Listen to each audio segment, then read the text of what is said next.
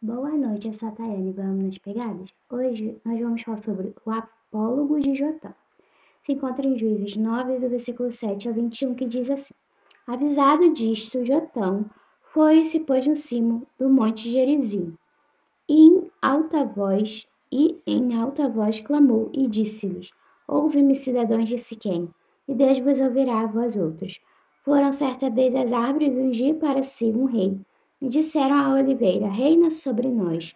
Porém a oliveira lhes respondeu: Deixaria eu o meu óleo que Deus e os homens em mim prezam, iria pairar sobre as árvores? Então disseram as árvores à figueira: Vem tu e reina sobre nós. Porém a figueira lhes respondeu: Deixaria eu a minha doçura, o meu bom fruto, e iria pairar sobre as árvores? Então disseram as árvores à videira: Vem tu e reina sobre nós. Porém a videira lhes respondeu: Deixarei eu o meu vinho, que agrada a Deus e aos homens, e iria pairar sobre as árvores? Então todas as árvores disseram ao espinheiro: Vem tu e reina sobre nós. Respondeu o espinheiro às árvores: Se deveras me unges rei sobre vós, vinde e refugiai-vos debaixo da minha sombra. Mas se não, saia do espinheiro fogo que consuma os cedros do Líbano. Agora, pois, se deveras e sinceramente procedestes proclamando o rei Abimeleque, e se bem vos portastes para com Jerubal, para com a sua casa, e se com ele agistes segundo o merecimento dos seus feitos, porque meu pai pelejou por vós e arriscando a vida vos livrou das mãos dos medianitas. Porém vós hoje vos levantastes contra a casa de meu pai e matastes seus filhos, 70 homens sobre uma pedra, e Abimeleque, filho de sua serva, fizestes reinar sobre os cidadãos de Siquém, porque é vosso irmão. Se deveras e sinceramente procedestes hoje com Jerubal e com a sua casa alegrai-vos com Abimeleque, e também ele se alegre convosco. Mas se não, saia fogo de Abimeleque e consuma os cidadãos de Siquém e Bet-Milo, e saia fogo dos cidadãos de Siquém e de Bet-Milo, que consuma Abimeleque. Fugiu logo Jotão e foi-se para Bé, e ali habitou, por temer seu irmão Abimeleque. Estarei explicando. Juízes 9, do versículo 7 a 21. Jotão, o único irmão que escapou com vida, condenou a traição de Abimeleque publicamente contando uma fábula, história na qual certas criaturas assumem características humanas. Nela, as nobres árvores da floresta rejeitam o chamado para se tornarem líderes reais, algo que finalmente é conferido ao inferior espinheiro. A fábula acusa os habitantes de Siquém de terem escolhido o desprezível Abimeleque como rei. No entanto, a história não é uma acusação aos reis em geral. A parábola de Jotão, Juízes 9, do versículo 7 ao 15. No tempo dos juízes, Israel não tinha rei. Eles não eram organizados politicamente, nem socialmente como nação, mas viviam como tribos que cultivavam a terra e criavam rebanhos. Gideão foi um dos principais juízes de Israel quando o Senhor o chamou para libertar os israelitas do jugo dos amalequitas. A primeira orientação que Deus deu a Gideão foi que ele destruísse os ídolos da casa de seu pai, quebrando assim a influência e a herança que recebera de sua família. Gideão mostrou com isso que estava consciente do chamado do Senhor.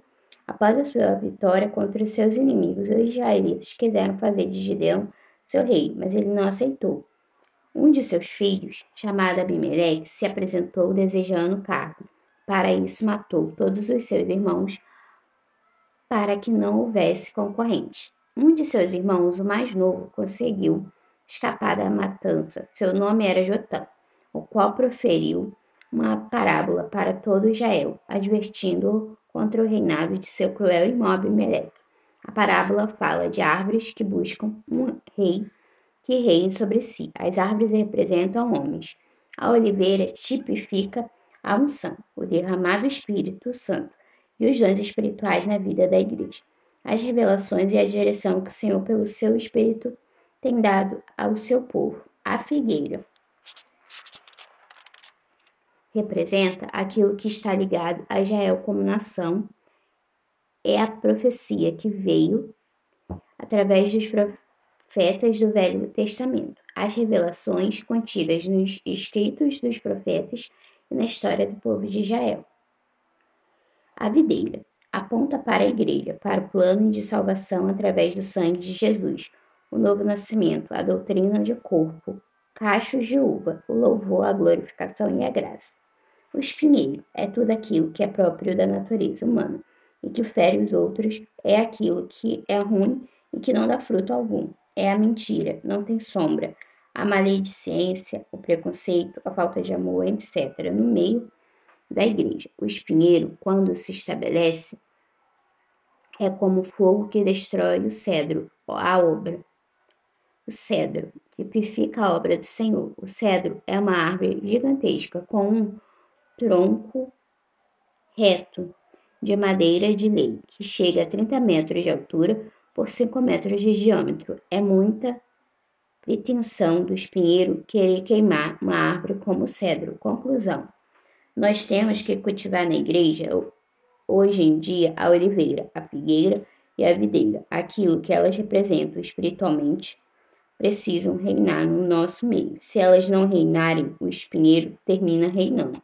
E quando isso acontece, o cedro, que é tipo da obra, corre o risco de ser destruído.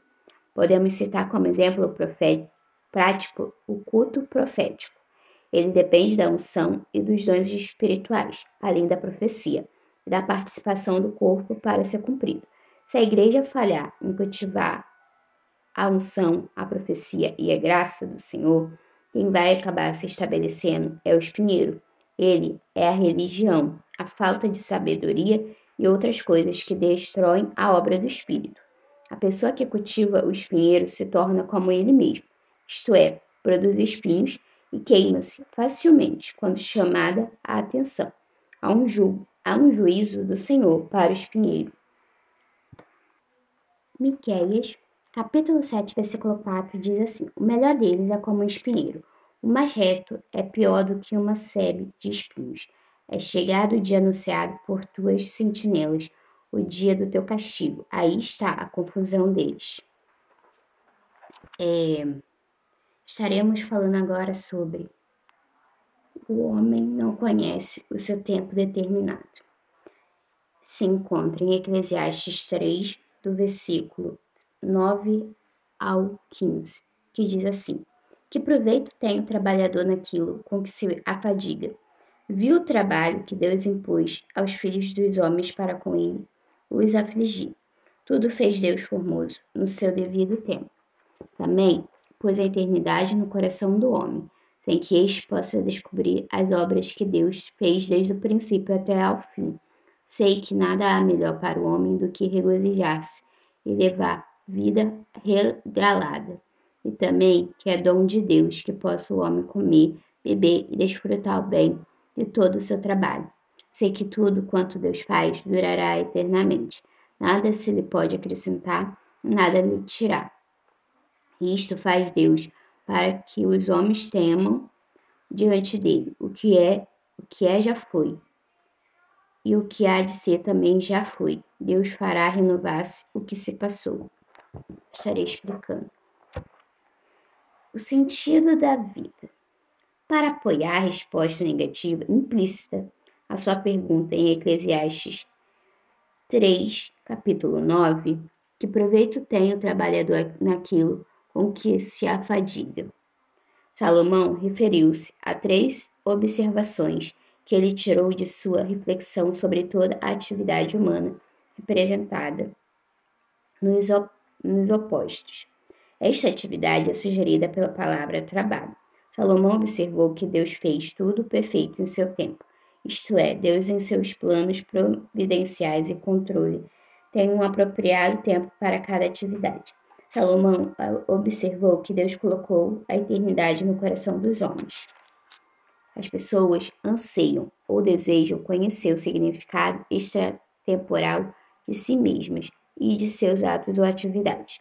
Salomão acrescentou que as pessoas não podem conhecer as obras de Deus do começo ao fim, ou seja, não podem conhecer o plano soberano e eterno de Deus. O trabalho humano não tem lucro, porque as pessoas ignoram o plano eterno de Deus, a base pela qual ele havia a adequação e o significado eterno, pelo qual ele avalia a adequação e o significado eterno de todas as suas atividades. Por causa dessa ignorância, há uma incerteza e uma temporalidade latente no valor de todo o trabalho de uma pessoa. Que Deus possa estar falando ao seu coração, estaremos orando. Me perdoe pelo erro que eu li aqui errado, essa parte que ele fala que ele avalia. Me perdoe. Senhor, eu entro no teu trono de glória, Pai, para te pedir perdão, Pai, por todos os meus pecados, as minhas falhas, meus erros, ó Deus. Senhor, eu venho te pedir, Pai, que o Senhor venha falar com cada um, Pai, que eu veja e ouvir esse vídeo, ó Pai.